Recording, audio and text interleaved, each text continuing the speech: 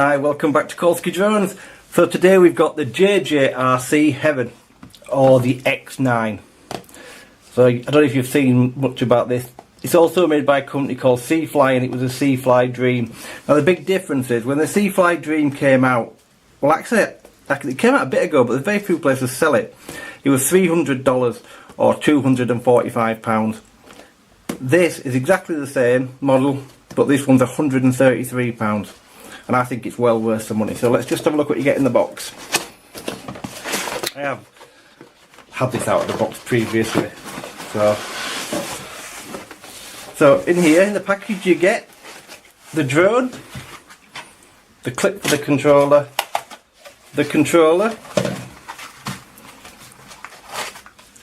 a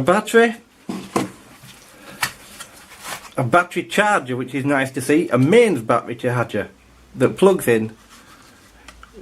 Well, the only thing you need to do is buy an adapter, because mine came with a 2-pin plug, but this thing is a proper charger. The battery clips into it like this, and it does actually charge your battery properly.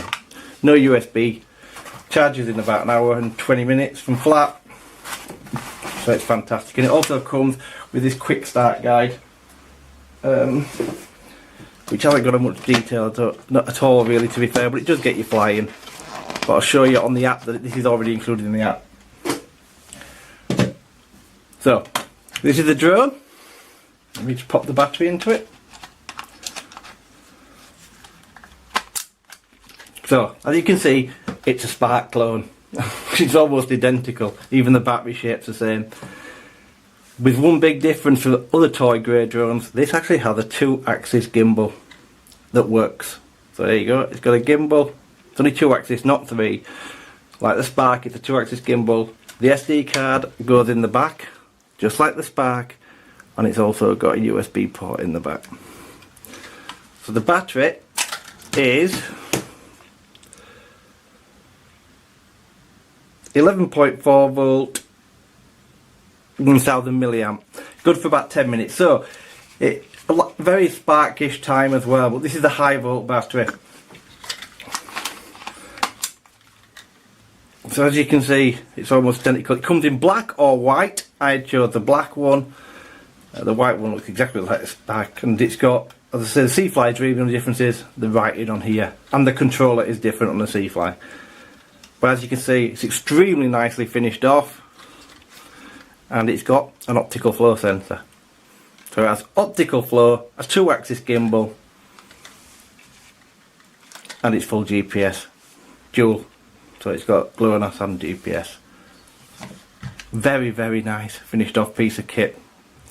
Let me just show you the controller. So if you've watched my video for the X7, this controller's identical, apart from this has got gold accents on the button. I'll go through the controller with you anyway. So it has antennas here, and I do believe, because someone told me on my last video, Simon, thank you very much, one of these is real and one's fake. So, or maybe they're both real, I don't know, but anyway, they appear to be.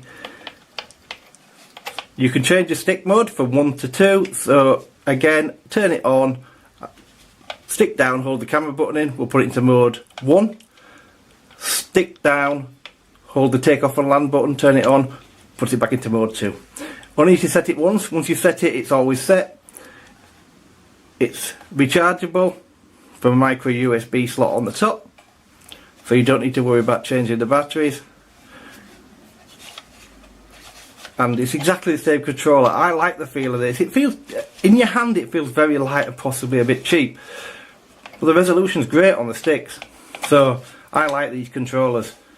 Like I say, they look a bit cheap, but they do the job. And some of this size isn't going to come with a big full-size controller, so it seems to be what people are going to now, and I much prefer these than the ones you get with the pull-out thing on the bottom. To put your phone in, you get this here. Simply clips into the back here.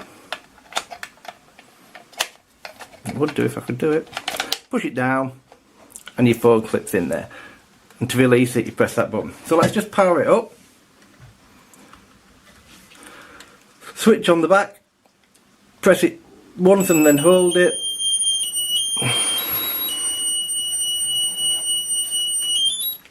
And then your controller hold your button in, and there you go. You're bound. So you can see the 2-axis gimbal working here.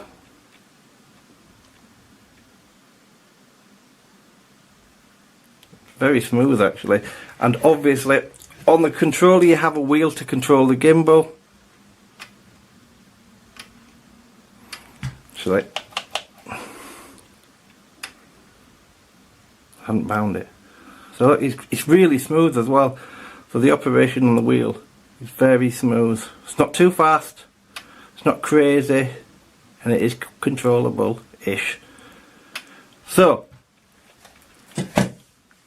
it looks really nice. Obviously it's got brushless motors, similar size to what they are on the Spark.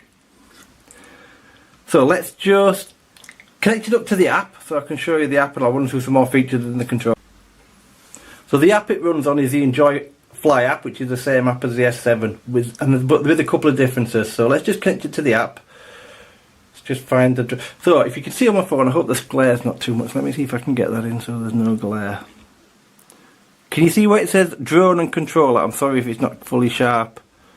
I'm struggling with the sun coming in today. Well, not the sun, but the brightness outside. You have to click the controller. The drone is when you want to fly it with your phone. The controller is when you want to fly it with the controller.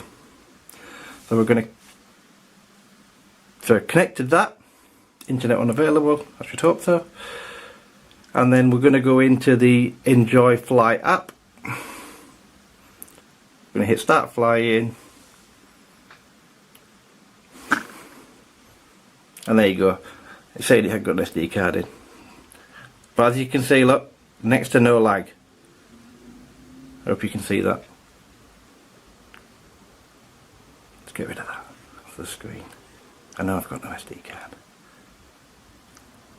So, brilliant. So as you can see on the top of the screen, it says position. And it says safe flight. In other words, it's got no GPS. So if I click the M button on the controller,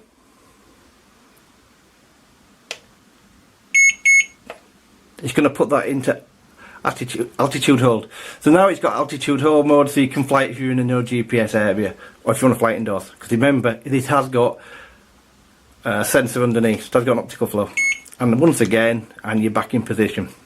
The app's quite straightforward.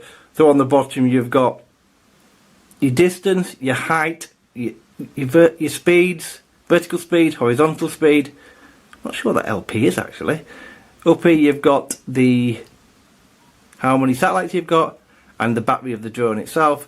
Here you've got your camera controls, and then if I click on where it says position up here, I've got track and orbit, so I've got different modes. Obviously that won't work unless I've got GPS.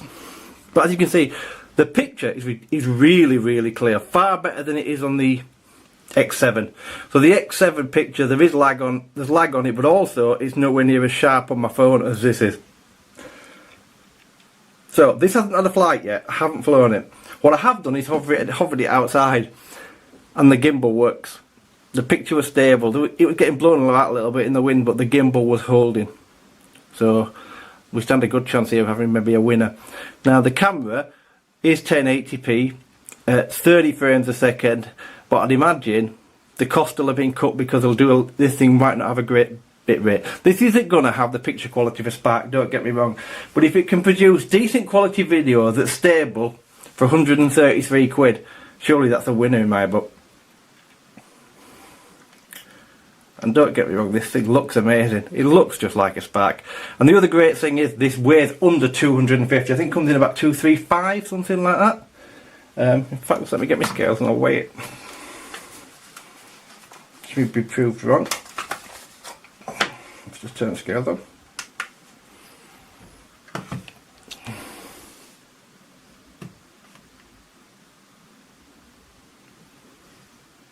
Well, it's actually a lot less. 150 grams it's coming in. I don't know if you can see that on the camera. 151.2. I don't know if you could just make that out on the edge. So it's well under. But you did get. But what I would say is, this isn't going to fly in anything like a strong wind, because it's not that strong the wind outside, and it was getting blown around a little bit. It was not pull and flying it. Don't get me wrong, but your Spark would have definitely handled the wind a lot better than that. But I'm not comparing this to Spark, and that's not what it's about. This is about the drone itself. And I think for the money, unless it's disastrous when I fly it, this is going to be a decent drone. Everybody's been wanting to try and get a 1080p drone that's cheap, with decent footage, with a gimbal. And this is right in the ballpark, cost-wise, in my opinion. It's well under the price of a Spark, even a second-hand one. And it's not much more than I paid the other day for the X7 and also the F11 and stuff like that. They're all in the same kind of ballpark cost-wise. So let's see what it's like on the flight when I do it in a couple of days. So thanks ever so much for watching. Have a fantastic day, and I'll see you